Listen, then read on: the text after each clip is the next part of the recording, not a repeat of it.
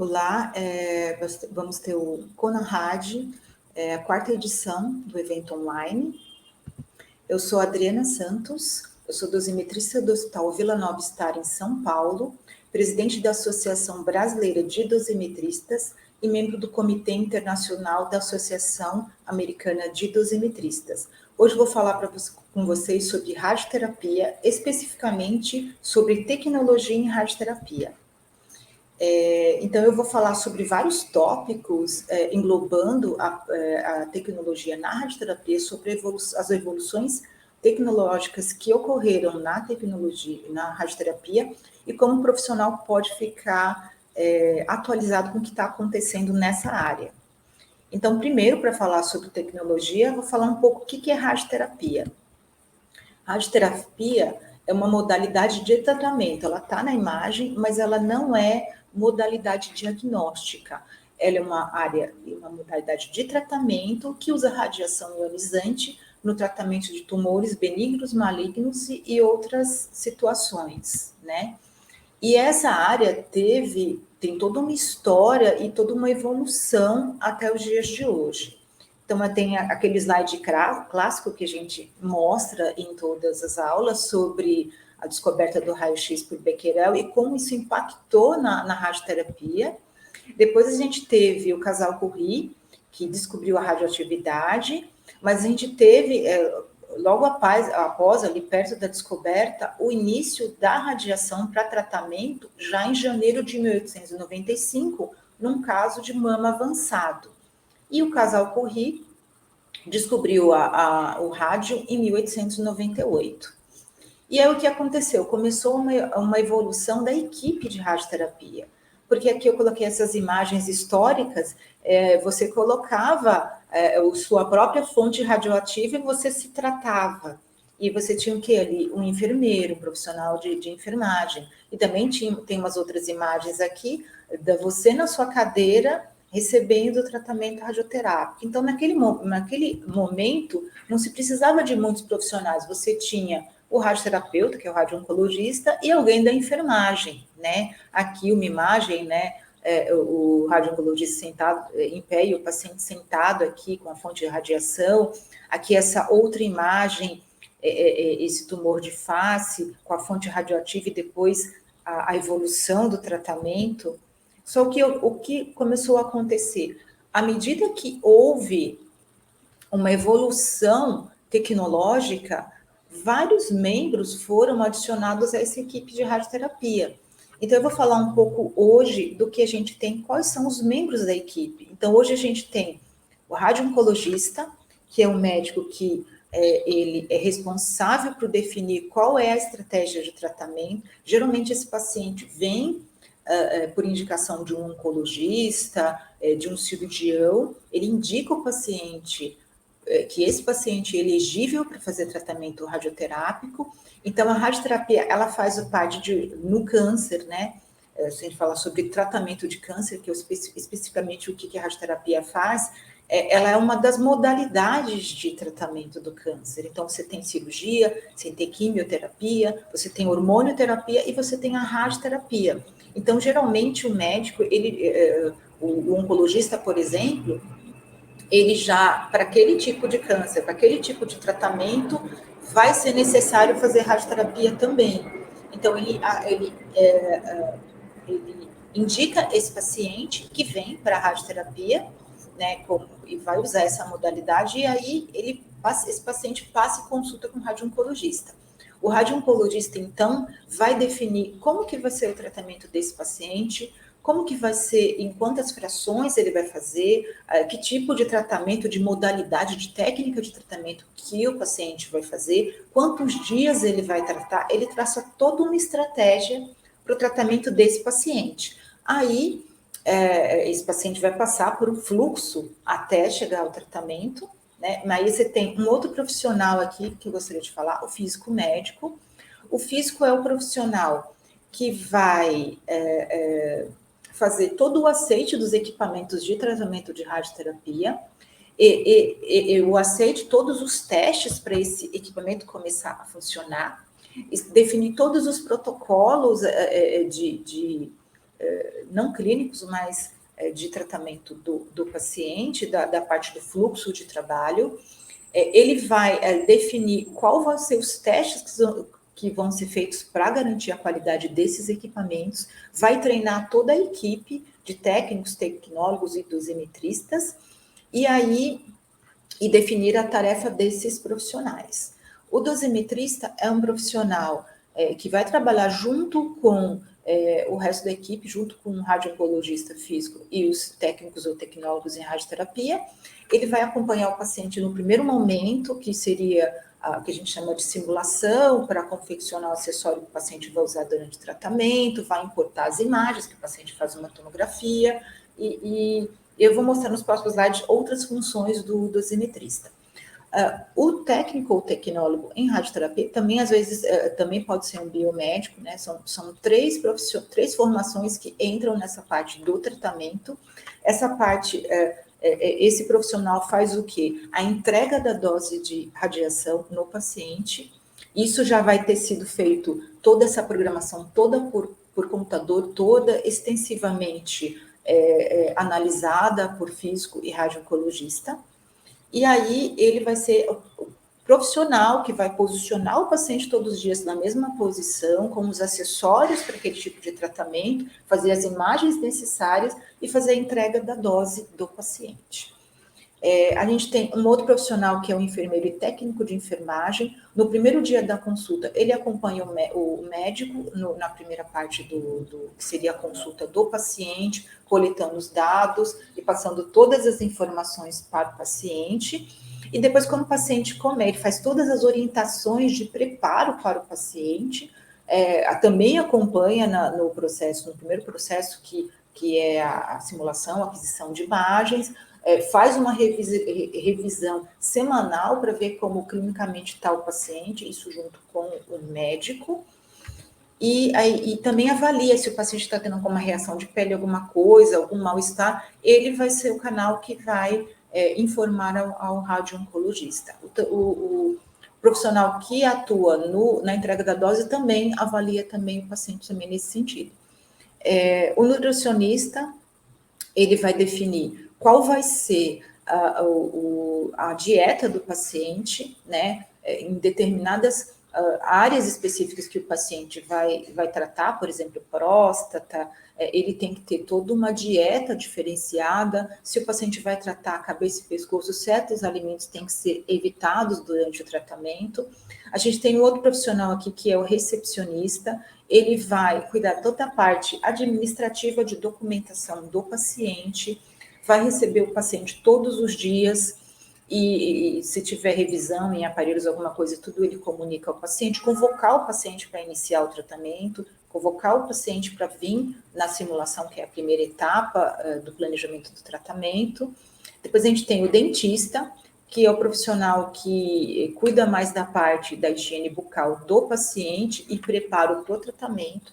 Às vezes o paciente vai tratar, por exemplo, a região de cabeça e pescoço, e dependendo da região da boca que o paciente vai tratar, ou da cabeça e pescoço, o dentista é aquele profissional que se tiver alguns tratamentos preventivos para diminuir o efeito colateral, ele faz. A gente tem um psicólogo, que está todo suporte psicológico se o paciente precisar. Também, se a gente tem crianças, né, ele pode também acompanhar as crianças, em alguns casos até evitar, se for possível, que o paciente infantil faça anestesia todo dia. A gente tem fisioterapeuta, que é um profissional que atua um pouco pré o início do tratamento. Vamos para o paciente que fez cirurgia, está com alguma dificuldade, ele faz todas as sessões de fisioterapia para que o paciente esteja numa condição mais confortável para iniciar esse processo todo do tratamento. Como eu falei, né, teve uma evolução da equipe e também tem um fluxo. Eu coloquei um exemplo de fluxo aqui, que está no site da Associação Americana, que é um fluxo do paciente na radioterapia e todos os profissionais envolvidos. Então, por exemplo, na consulta do paciente, a gente tem os radio-oncologistas e enfermeiros envolvidos nessa primeira etapa. Depois o paciente vai para uma parte da tomografia, a gente chama de CT simulação. Ele faz uma tomografia já com os acessórios de tratamento, com uma máscara, se ele precisa imobilizar, ou com molde para deixar o braço para cima na mesma posição. Então, todos esses acessórios de imobilização, e depois vai ser adquiridas imagens que vão ser usadas no cálculo da dose e no tratamento do paciente. A gente tem os técnicos e tecnólogos em radioterapia, enfermeiros, dosimetristas e os radio-oncologistas envolvidos nesse processo.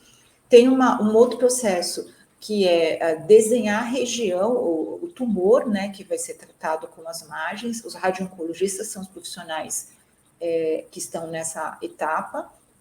Depois a gente tem o contorno no computador dos órgãos normais, que aí nessa etapa estão envolvidos os radio-oncologistas e dosimetristas. A gente tem uma outra etapa que seria as entradas de campo de radiação com as margens, e aí estão envolvidos nessa fase os dosimetristas e os físicos.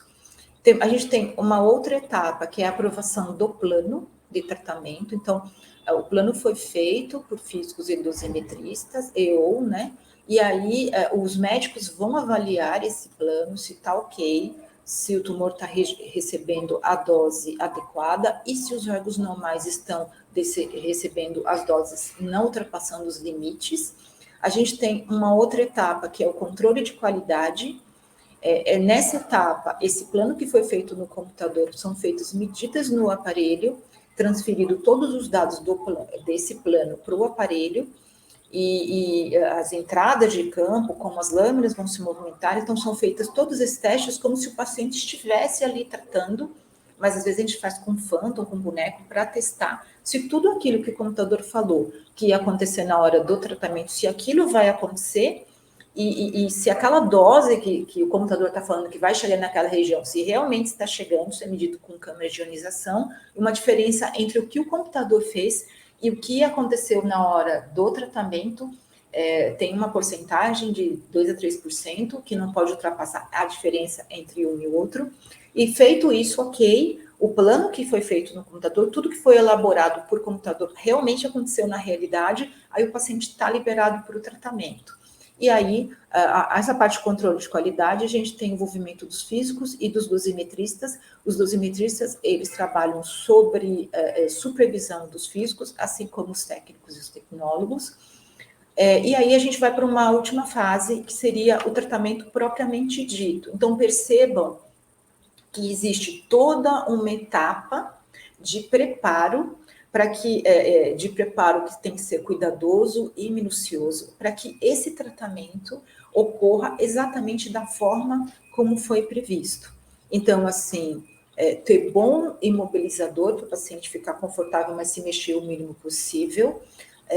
Toda uma estratégia é feita, é como se fosse um jogo de estratégia. Toda uma estratégia é definida para que aquilo aconteça na realidade. E aí, no momento que a gente tem do tratamento, os técnicos, tecnólogos ou biomédicos em radioterapia estão envolvidos. Essa é a etapa final, que é o tratamento propriamente dito, porém, uma etapa de extrema importância, porque até então tudo foi planejado, mas agora tudo vai ser executado, que foi planejado. E se, por exemplo, aquilo não aconteceu, o paciente não ficou na posição, aquilo não deu certo, existe uma chance de você ter que voltar e refazer o processo, porque vamos supor que, por exemplo, o paciente se mexa muito e não consiga reproduzir aquela posição que foi feita inicialmente, a gente pode correr o risco de estar dando dose de radiação num tecido saudável e na região que tem tumor. E qual é o impacto disso tudo? Você pode causar o formamento de um outro tumor, um tecido saudável que não tinha lesão, e você pode, a região que tinha tumor, não receber a dose, ela crescer, porque o tumor não foi controlado. Então, assim, é uma área extremamente apaixonante, mas que demanda muita responsabilidade e comprometimento, porque alguma coisa, e outra coisa também que eu queria ressaltar, a gente colocou todas essas pessoas que estão presentes em cada etapa, todas elas funcionam sob supervisão e com segundo cheque. né? Porque é o seguinte, alguém tem que supervisionar e checar que aquilo que eu estou fazendo está correto. Então, tem que ter o aval de 2 ou mais pessoas. Porque uma vez que você deu a dose de radiação, você já deu, né? Aquilo não pode voltar, né? Você já causou algum dano, aquilo não pode voltar. Então, assim, por exemplo, os dosimetristas fazem o trabalho sob supervisão e é checado por um físico. Se o físico fez algum plano, o outro físico checa o que ele fez. Se foi feito controle de qualidade, outro profissional da mesma área checa se aquilo realmente aconteceu. Na hora do tratamento, são 2 profissionais envolvidos na entrega da dose do tratamento. Por quê? Um tem que checar o que o outro está fazendo. Então, são 2 olhos checando, e até no primeiro dia de tratamento, são até mais pessoas, porque tem esses 2 profissionais, o físico vai lá ver se tudo está ocorrendo conforme previsto, e o médico vai lá para aprovar se realmente está tudo, se a imagem está ok, se o paciente está na mesma posição. Pois no primeiro dia de tratamento, não no primeiro dia também, mas nos outros dias são feitas imagens diárias, confrontando com essa imagem, os aparelhos conseguem fazer imagens semelhantes à tomografia que o paciente fez no tomógrafo, checando que se a imagem está na mesma posição, o paciente está exatamente na mesma posição, só então a dose é liberada. Então percebam que é todo um controle muito minucioso, a várias mãos, para garantir que aquilo aconteça, que foi previsto, aconteça na realidade. E como eu falei, né, houve com a tecnologia evolução das técnicas de tratamento. Então, antigamente a gente não tinha um computador que fazia os cálculos. Então, a gente chamava de uma era em 2 dimensões. Você fazia, por exemplo, uma cabeça e pescoço, a máscara do paciente, colocava na posição de tratamento e fazia um raio-x. E aí, nesse raio-x aqui, que é esse exemplo do caso de cabeça e pescoço, o médico delimitava o campo de tratamento, que é essa linha vermelha, e era desenhado essa proteção, que é um bloco, para proteger, por exemplo, aqui, você trata essa região, que é a região de cabeça e pescoço, e era protegida a parte do encéfalo aqui, e parte de olhos e boca aqui, e essa região era tratada. Porém, o que acontecia nessa técnica? Você não tinha imagem para checar se o paciente estava na mesma posição, era só um raio-x que você checava, mas erros muito menores você não conseguia pegar, né? Eram mais erros grosseiros de posicionamento. E outra coisa, nessa região a campo aberto, todas as estruturas normais estariam sendo irradiadas, tratadas, né, junto com a lesão. Você não estava vendo onde está uma estrutura, onde está outra. Aqui você sabe que está a medula, mas aqui onde está a parótida exatamente, submandibulares, você não tinha esse nível de precisão. Com o surgimento dos computadores, por volta da década de 80, o que são esses computadores que a gente chama de sistema de planejamento computadorizado? É como se ele fosse o acelerador, a máquina de tratamento dentro do computador. Ela é habilitada para receber as imagens de tomografia, ressonância e PET, e ela tem as curvas de doses de radiação semelhante ao aparelho, e você consegue tratar o paciente virtualmente antes de tratar ele ao vivo. Então, o que aconteceu com essas máquinas? Foi possível importar essa tomografia, fazer uma tomografia com o paciente na mesma posição, fazer uma ressonância em PET, e aí você consegue jogar a ressonância, por exemplo, no crânio, fazer a fusão, deixá-la na mesma posição da cabeça do paciente que ele vai fazer o tratamento. E quando você faz a fusão, o médico consegue desenhar o tumor na ressonância, que ele vê melhor os contornos, e essa imagem é jogada para a tomografia, que vai ser feitos os cálculos. Os cálculos no sistema de planejamento são feitos todos como base a tomografia, porque a tomografia você consegue ver melhor os contornos da pele do paciente, e o computador consegue calcular a densidade eletrônica em todos os cortes tomográficos, diferente da ressonância. Se a gente tem um caso de PET, uma imagem de PET, por exemplo, é possível jogar esse exame de PET-CT, fazer a fusão, aqui é um caso de tórax, né? Colocar exatamente na mesma posição, e você consegue ver aqui a região que acendeu, que captou, que tem a lesão. Nessa imagem aqui de pulmão, o que você percebe? Esse paciente tem derrame pleural, tem atelectasia, e você olhando, um médico olhando aqui, ele não consegue visualizar com precisão o que é tumor, o que é derrame e o que é atelectasia.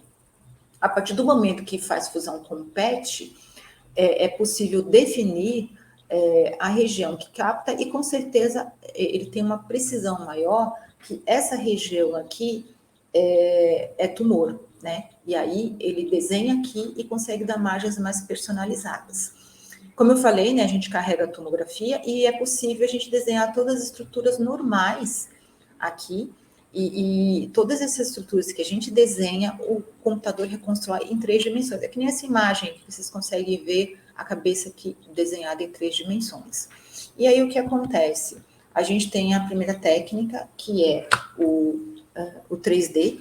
Nessa técnica aqui, você consegue, já usou a ressonância para desenhar a lesão, entrar com as entradas de tratamento, e você consegue ver qualitativamente a curva de dose de radiação, você consegue definir o campo de tratamento. Então, aqui é o tumor, ele está vendo que na saída ele vê o olho lá atrás, né? Seria esse campo aqui, né? Ele está vendo o olho esquerdo, e o olho direito está aqui. Então, ele dá uma margem, consegue proteger o olho direito, e dá uma margem aqui. Porém, esse campo a gente chama que é um campo estático. Essa abertura ela vai ficar aberta o tempo todo, dando dose aqui durante o tratamento deste campo. Como foram desenhadas todas as estruturas e o computador reconstrói, ele sabe o tamanho de cada estrutura. E aí ele consegue fazer o que a gente chama de dose e volume histograma. A gente consegue saber esse vermelhinho que o tumor está recebendo a dose prescrita, porém as estruturas normais estão recebendo outras doses, e elas têm que estar dentro de umas doses limitantes que cada estrutura pode receber. Então, aqui a gente consegue fazer uma relação de quantos por cento de cada estrutura está recebendo de dose. Quanto que o tumor está recebendo de dose, quanto o tronco, quanto que o cristalino, o nervótico, quantas essas estruturas estão recebendo de dose. Aí a gente teve uma evolução das técnicas. A gente passou por uma técnica chamada feixe de intensidade modulada. Você teria esses campos modulados, porém, você fala para o computador, o que a gente chama de planejamento inverso, o que cada região pode receber de dose. Eu falo para o computador, o tumor, aqui no caso a próstata, tem que receber a dose prescrita, porém, não dá muita dose na bexiga, nem no reto, nem na cabeça de fêmur. Quando a gente fala isso para o computador, ele transforma isso em distribuição de dose e em movimento de lâmina, que é isso que vocês estão vendo. E o feixe de intensidade modulada, que é essa sigla, que é em inglês, Intensity Modulated Radiation Therapy, seria que você tem um campo agora, mas esse campo não é aberto mais dando dose, e sim essas lâminas se movimentam, todas controladas pela dose que a gente falou que cada estrutura poderia receber de dose. Aqui, por exemplo, a gente tem 5 campos, e cada campo desse vai ter um movimento de lâmina diferente. Onde ele vê a próstata, porém ele vê o reto aqui, ele em alguns momentos ele vai ficar com a lâmina tentando proteger o reto, principalmente nesses outros 2 campos aqui, de uma forma, o máximo possível. No final das contas, a junção desses 5 campos vai fazer a distribuição de dose prescrita aqui com o formato da próstata, por exemplo, do PTV, e tentando proteger ao máximo a bexiga e o reto e as cabeças de fêmur, por isso que esse movimento de dose, então esse movimento de lâmina. Então, a lâmina não está parada e está se movimentando, dá intensidades de dose diferentes em várias regiões. E a gente, depois, essa técnica evoluiu para uma outra técnica que chama VMAT, Volumetric Modulated Arc Therapy, que seria o campo não ser mais parado, e sim ser um arco que fica com o feixe ligado o tempo todo e as lâminas se mexendo ao mesmo tempo. Ele é uma evolução da técnica anterior, porque aí o Gantry se mexe o tempo todo, com as lâminas se mexendo, e você consegue tratar o paciente mais rápido. Num caso de bexiga, de próstata, que a bexiga tem que estar cheia, você consegue tratar o paciente mais rápido, e ele não ter, para ele não ter muita vontade de fazer xixi, né? Ele conseguir tratar sem com a bexiga cheia de uma forma mais rápida. Num caso, por exemplo, de cabeça e pescoço, que é uma área grande que o paciente trata, você diminui 30% o tempo de tratamento do paciente, então ele se mexe menos. Se for uma próstata que você trata com drenagem, você vai tratar ele também em metade do tempo, com a mesma qualidade da técnica anterior. Aí a gente teve uma outra técnica que surgiu, que é a técnica de tomografia com 4D, que seria sincronizar a imagem tomográfica com o ciclo respiratório do paciente. E como é que isso funciona?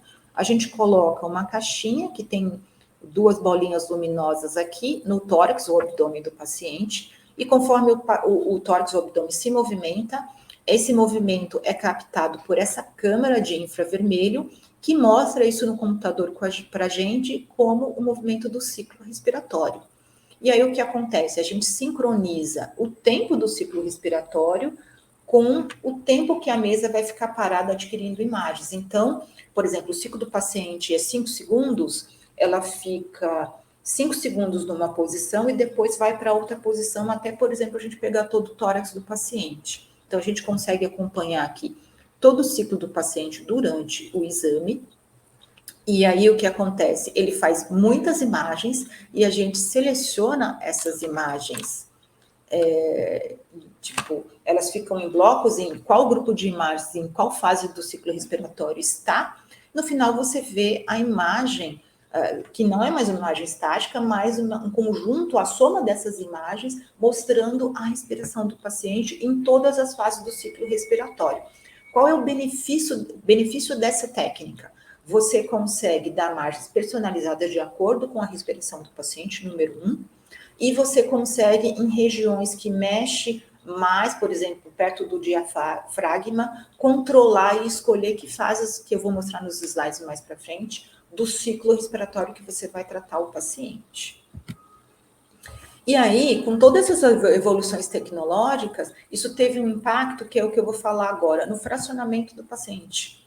Porque você tem agora computadores que fazem os cálculos, eu vou mostrar depois os aceleradores, que são mais modernos, e imagem no momento do tratamento do paciente, e aí e alinhado também aos acessórios de posicionamento que também se modernizaram, você consegue diminuir o tempo desse paciente, aumentar a dose por fração e o paciente tratar em menos dias ou até vem tratar em dose única, por exemplo, em alguns casos. Por exemplo, no caso de radiocirurgia, você tem uma lesão aqui pequena no cérebro do paciente. Se você tem um bom sistema de mobilização, uma boa tecnologia e faz imagem para checar que ele está na mesma posição, você pode tratar essa lesão em somente um dia, né? Que é a radiocirurgia. Ela trata lesões muito pequenas em dose única, ou a gente tem a radioterapia estereotáxica fracionada em 2, 3 frações, por exemplo. E quando você fala em lesões pequenas fora, no corpo do paciente, no abdômen, no tórax, na coluna, na pele, nos ossos, tudo, você pode tratar o que a gente chama de SBRT, que seria a radioterapia estereotáxica corpórea. E aí você pode, por exemplo, aqui 2 lesões no pulmão, e aí você trata em 2, 3 frações, por exemplo, com o mesmo efeito biológico do que tivesse tratado em mais frações, com menos doses ao redor, porque são lesões menores. Tem casos, por exemplo, de coluna, que você trata num dia só, né? E com o mesmo ganho. Então, o paciente não precisa vir mais 10, mais dias, pode vir em um dia, tratar em 2, 3 dias, com a mesma resposta de tratamento. Isso por causa de toda essa tecnologia que veio, né? Outra técnica que dá para tratar, que a gente tem o tomógrafo que faz 4D, você pode tratar, por exemplo, em paciente de mama esquerda, tratar o paciente com inspiração. O coração está do lado esquerdo, então aqui nessa primeira imagem, na respiração normal, a gente vê que a artéria coronária, ela encosta no campo de tratamento, e conforme a gente pede para o paciente inspirar, ela se separa, então você consegue proteger aqui a coronária e o coração.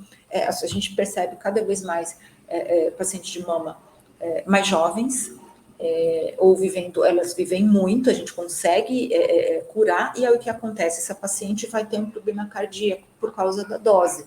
Então, se você trata em inspiração, você consegue proteger a dose, diminuir muito a dose no coração.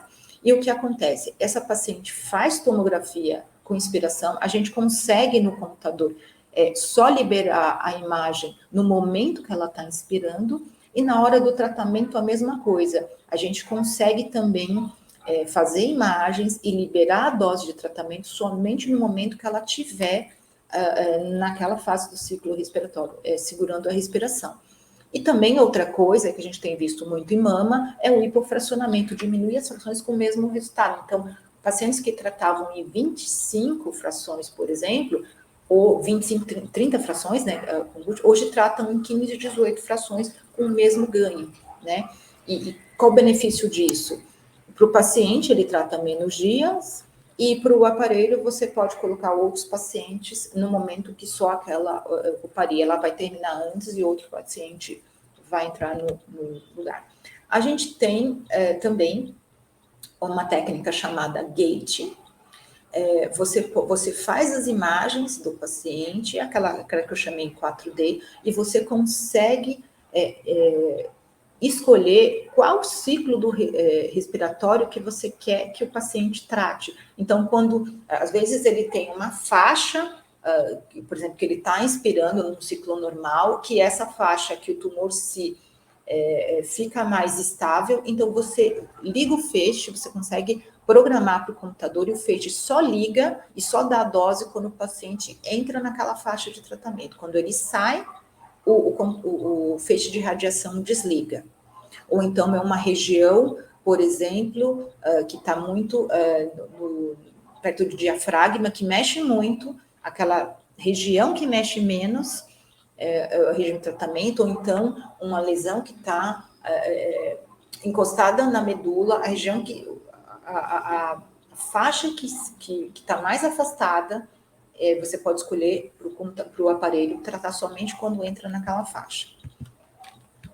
E a gente teve outras técnicas acessórias que ajudam no tratamento que foram surgindo. A gente tem esse sistema, que é um sistema chamado Calypso, da Varian, seria um rastreamento do tumor por campo magnético. No caso de próstata, você coloca umas sementes que tem que a gente chama os transponders, beacons, né? E aí, conforme a próstata se movimenta e se mexe, esse beacon é como se fosse um GPS que o computador vai mostrar para onde que foi essa semente, esse beacon, ou seja, para onde a próstata se mexeu, e aí você faz essa imagem e coloca exatamente na mesma posição que se mexeu, né? Que você, no computador, pelo GPS, acha para onde foi essa região e trata o paciente, né? A gente tem uma outra tecnologia que surgiu, que chama o Vision RT. Ela foi baseada em joguinhos de Xbox, e você faz um escaneamento, essas luzes aqui falam escaneamento da superfície corpórea do paciente, e você coloca o paciente exatamente na mesma posição, por a imagem da superfície corpórea, você posiciona o paciente. E o que acontece? Todas essas evoluções tecnológicas, a gente viu ao decorrer da evolução das técnicas, o quanto isso protegeu as estruturas normais do paciente. Então, aqui eu tenho, por exemplo, um exemplo de uma coluna, né? A gente, quando fazia 2D, a gente não tinha computador, né? Não via o comportamento da dose, a gente colocava um campo posterior e nem sempre cobria todo o alvo. A partir do momento que a gente começou com 3D, a gente começava com 2 campos, mas você dava essa dose aqui na cavidade intestinal. Só que aí você foi evoluindo para as outras técnicas, você pode, nessa outra técnica, você fazer um conformado e proteger toda a cavidade intestinal. Aí tem essa outra técnica, que é arcodinâmica, que você fazia um arco com as lâminas se mexendo a uma determinada, não o tempo todo, você conseguia fazer esse formato meio redondo, porém ainda dando dose um pouco aqui. Aí veio o IMRT, feixe de intensidade modulada, que são campos físicos que as lâminas se mexem, você consegue fazer o formato nos campos. Ou fazer o VMAT, que é aquela última técnica que eu mostrei, que é um arco com feixe ligado o tempo todo e as lâminas se mexendo, e você consegue exatamente que a dose de tratamento tome o formato do alvo que você vai tratar. E os equipamentos, houve uma evolução dos equipamentos de radioterapia também. A gente tinha, então, no começo da Guerra Mundial, o surgimento das bombas de cobalto, e a gente tem em 1951 o primeiro tratamento no Canadá com bomba de cobalto, e aí a gente tem em 1953 o surgimento dos aceleradores lineares, que a gente usa até hoje, só que eles não tinham tantas funcionalidades, né? Eles tratavam, porém, não tinha toda essa questão de ver a imagem dessas lâminas se mexendo, mas assim, foi o início, e esses equipamentos foram evoluindo. Hoje, por exemplo, eu estou dando exemplo de o Trubin da Varia, ele faz uma imagem dinâmica, que ele corre em torno do paciente e transforma essa imagem em tomografia, que é essa imagem aqui, e você compara com a tomografia que o paciente fez no tomógrafo, faz uma fusão, consegue colocar na mesma posição, e no caso de próstata, vê se o paciente está com a bexiga cheia ou o reto vazio.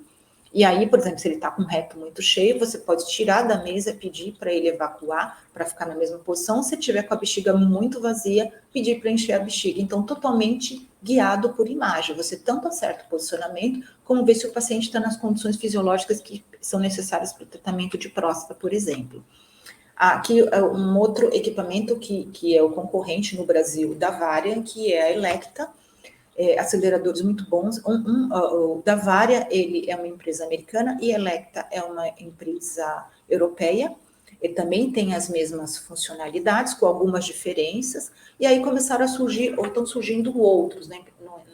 No hospital em que eu trabalho, a gente tem o Tomotherapy, que é um tomógrafo junto com um acelerador linear no mesmo equipamento, e aí você trata o paciente por fatia. O paciente vai entrando na mesa, e aí você trata aquela fatia, a lâmina se mexendo, o gantry se mexendo, são 3 variáveis, e a mesa. Então, o gantry se mexe, tipo o arco que eu mostrei para vocês, as lâminas se mexem o tempo todo, e a mesa se mexe o tempo todo.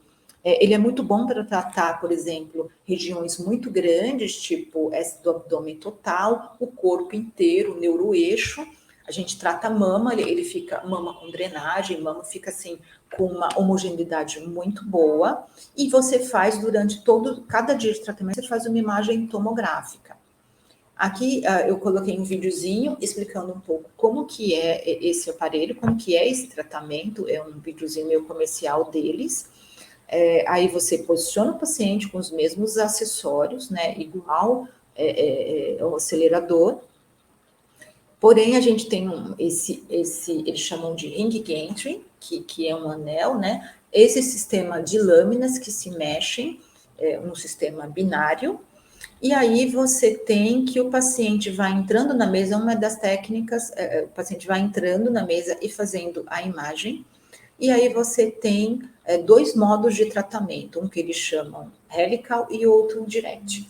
O helical você trata o paciente igual ao VMED, né? O gantry vai se mexendo o tempo todo, as lâminas se mexendo o tempo todo e a mesa entrando o tempo todo e tratando o paciente por fatias, né? E ele deixa muito mais homogêneo aqui, mostrando a distribuição de doses conforme vai tratando a fatia. E aí a gente tem um outro, e aqui você vê, por exemplo, no neuroeixo, que você trata toda a coluna vertebral, né? Ele trata de forma muito, muito adequada. E aí a gente tem o tomo direct, que aí então o campo é parado, porém ele vai tratando por fatia. A lâmina se mexe e o campo está parado ali. Você está vendo que o gantry não está se mexendo o tempo todo, né? São essas 2 modalidades que a gente tem no tomotherapy. Aqui a gente tem, no nosso serviço também tem esse aparelho que chama CyberKnife, é um braço robótico, é um acelerador com uma cabeça menor, um braço robótico, que ele foi inspirado na indústria automobilística, e aí ele tem essa câmera aqui, e a gente coloca uns transponders que a gente vê a respiração do paciente, e vocês estão vendo que o Gantry está dando esses soquinhos, ele vai rastreando conforme a respiração do paciente.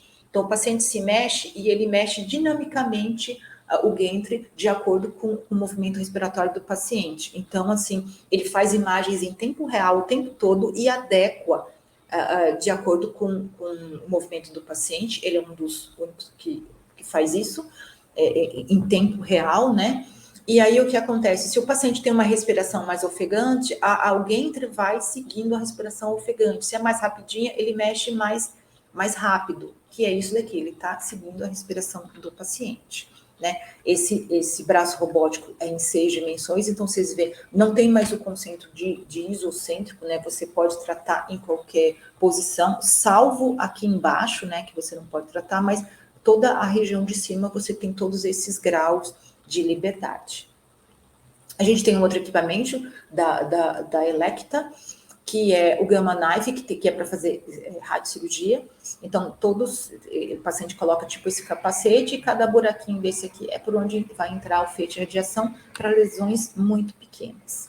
E a gente tem os outros aceleradores surgindo no mercado, que ao invés de eles fazerem imagens tomográficas, com o Conibin CT, que eu mostrei para vocês, o da Elekta e da Varian, aí eles fazem imagem de ressonância. Então, a gente tem um aparelho de cobalto com ressonância magnética e um acelerador de linear com ressonância magnética. Você consegue ver a lesão melhor, né? E você consegue, se o paciente mudou, fazer uma adaptação desse plano, né? Só que ele faz o cálculo ainda com o atomo como base, mas ele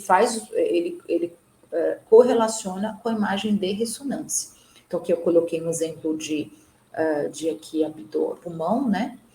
E aqui um exemplo de próstata com alta dose e o paciente com o marcador na uretra para saber exatamente a posição aqui, né? E esse tratamento é feito em 5 frações e tem lugares até fazendo em uma, é o que a gente chama de ultra-hipofracionamento. Então, se trata o paciente, ao invés de tratar em 39 dias que ele tratava antes, hoje você trata em 5 dias e tem lugares que tratam até em um dia, somente com o mesmo ganho. E aqui a gente tem o acelerador de prótons, a gente não tem nenhum desses no Brasil, nenhum de ressonância a gente tem no Brasil, de prótons a gente também não tem, que é uma carga pesada, né? E o que acontece, por ele ser uma carga pesada, você consegue programar aqui com prótons e aqui com feixe de fótons, que ele vai dar a dose onde você quer que dê, só que depois aqui ele não vai dar quase nenhuma dose, ou seja, todas essas doses baixas aqui, você diminui muito o efeito colateral e você trata perfeitamente, aqui é um caso de neuroeixo, que tem que tratar toda a coluna vertebral e o cérebro do paciente. Então, aqui você diminui efeito colateral aqui em garganta, aqui na região do tórax e aqui na região intestinal. Quais são os desafios que a gente tem com novas tecnologias? O desafio que vocês viram, né?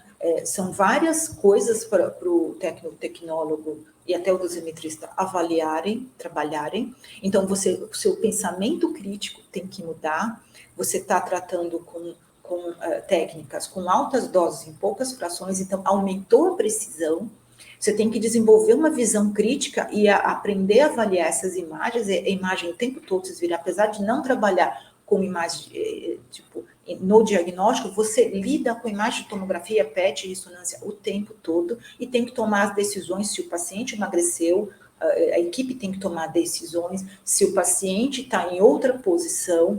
Então, o que acontece? A tecnologia trouxe mais trabalho, porque certas coisas facilitaram muito, mas certas coisas você tem que avaliar mais. O movimento respiratório, o movimento do paciente, o tipo de posicionamento tem que ser perfeito, porque as doses são muito altas, e a sua conduta frente às diversas situações foi mudando conforme foram evoluindo as tecnologias. E aí, também nisso, o desafio é se manter atualizado durante todo esse avanço tecnológico. E como se preparar, né? Eu acho que sim, a maioria dos aceleradores hoje estão configurados para o português, mas durante muito tempo eram em inglês, porque são todos importados, mas assim, os melhores materiais estão em inglês, os melhores protocolos estão em inglês, então chega a ser essencial você aprender um novo idioma, aprender o inglês, Você tem vários hoje materiais de estudo e cursos online que você pode se atualizar, e muitos gratuitos também, e você começa a ter uma visão, e o legal hoje com essas tecnologias é você não ter uma visão só do que faz, mas uma visão global de todo o fluxo, de todo o trabalho, e saber qual o seu papel dentro de todo aquele resultado. O que a gente vê hoje, que o resultado de um trabalho, de um tratamento do paciente bem sucedido, ele é o resultado do trabalho de todos aqueles profissionais que eu mostrei para vocês, tanto de médicos, físicos, dosimetristas, técnicos, tecnólogos, enfermeiros, dentistas. Então, o sucesso do tratamento do paciente, todos nós temos papéis importantes para aquele sucesso. Então, o sucesso é o resultado do trabalho de todos, é um trabalho em equipe. Então, assim, não adianta fazer uma coisa muito bonita no computador, tecnologicamente, se na ponta, na hora do tratamento, aquilo não vai se realizar. Para isso, você tem que ter uma equipe muito bem treinada. Para isso, eu vou para a última parte aqui, falando que o avanço tecnológico que está acontecendo, muitos lugares estão tendo acesso a esses equipamentos. Então, todos estão tendo os mesmos equipamentos, mas qual vai ser o grande diferencial para o sucesso? Qual vai ser o diferencial dos serviços que têm exatamente o mesmo aparelho? As pessoas. Chegou a hora de se valorizar o profissional, as pessoas. Um profissional muito bem preparado e treinado, ele vai ser fundamental no sucesso. Porque o sucesso, o aparelho todos têm, mas o que você faz com a ferramenta que você tem, isso é o mais importante. E aí, como eu falei para vocês, eu coloquei um exemplo aqui, tem vários atlas de radioterapia que você baixa gratuitamente para saber como desenhar as estruturas, onde está cada estrutura, que é diferente de radiologia. E você também tem artigos e guias, protocolos de posicionamento para lidar com essas novas tecnologias e tratar o paciente de forma correta. E eu coloquei aqui um exemplo de um software que chama ProKnow, que você consegue desenhar e treinar no computador onde estão todas as estruturas, isso para dosimetristas, gratuito. Então, nós estamos num mundo globalizado de oportunidades. A gente está chegando num ponto que o profissional aqui do Brasil é igual ao profissional dos Estados Unidos, né? Por exemplo, ele faz a mesma coisa, sendo que, tipo, o que vai mudar é o quanto cada um se preparou e a língua, mas se você fala a mesma língua, você vai ser parecido com o profissional de lá. Temos muitas plataformas de estudo online para melhorar e para melhorar cada vez mais o trabalho que a gente está entregando. Eu sempre aprendi uma coisa que era muito importante na minha vida, é tratar os pacientes como fosse meu pai e minha mãe que estivesse lá. Isso faz toda a diferença. Você se colocar, a história da empatia, você fazer o melhor, isso faz toda a diferença. E isso, a empatia, o preparo, e como você lida com o trabalho, a seriedade com que você dá, é que vai te diferenciar dos outros profissionais. E também a questão da inteligência emocional, né? Tá tudo ligado. Como você lida nas situações, como você se prepara, tudo vai te diferenciar dos outros profissionais. O profissional diferenciado, ele vai fazer diferença onde quer que ele esteja no mundo. E aí eu queria muito agradecer a oportunidade de deixar uma mensagem. 90% do sucesso se baseia simplesmente em insistir. Então é isso que eu queria falar para você. Muito obrigada por ter me assistido até agora.